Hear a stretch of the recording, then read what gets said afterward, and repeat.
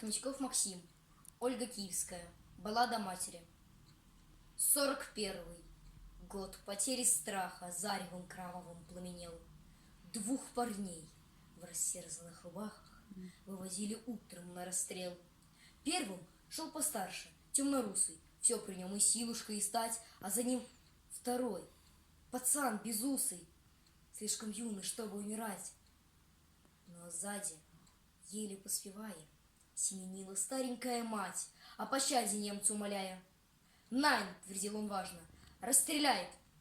«Нет!» — она просила, «пожалейте! Отмените казнь моих детей, а взамен меня убейте! Но в живых оставьте сыновей!» И ответил офицер ей чинно: «Ладно, матка, одного спасает, а другого расстреляем сына. Кто тебе милее? Выбирает!» Как в смертельной этой круговерти ей сберечь кого-нибудь суметь? Если первенца спасет от смерти, то последуешь обречен на смерть. Взгляд туда-сюда перевозила, о, не пожалеешь врагу мук таких. Сынов перекрестила и призналась фрицу: не могу. Но тот стоял непробиваем, с наслаждением нюхая цветы. Помни, одного мы убиваем, а другого убиваешь ты. Старший, виновато улыбаясь, младшего к груди своей прижал. «Брат, спасайся, ну а я останусь, я пожил». «А ты не начинал», — отозвался младший. «Нет, братишка, ты спасайся. Что тут выбирать? У тебя жена и ребятишки». «Я не жил, не стоит начинать». Тут учтиво немец молвил: «Битте!»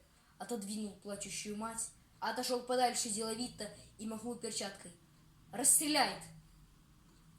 Ахнули два выстрела, и птицы разлетелись дробно в небеса.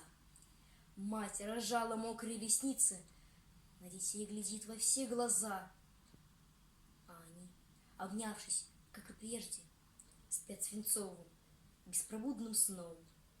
Две кровинки, две ее надежды, два крыла, пошедшие на слом.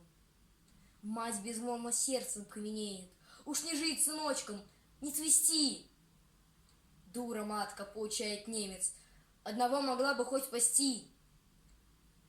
А она, баюкая их тихо, вытирала с губ сыновних кровь. Вот такой убийственно великой может быть у матери любовь.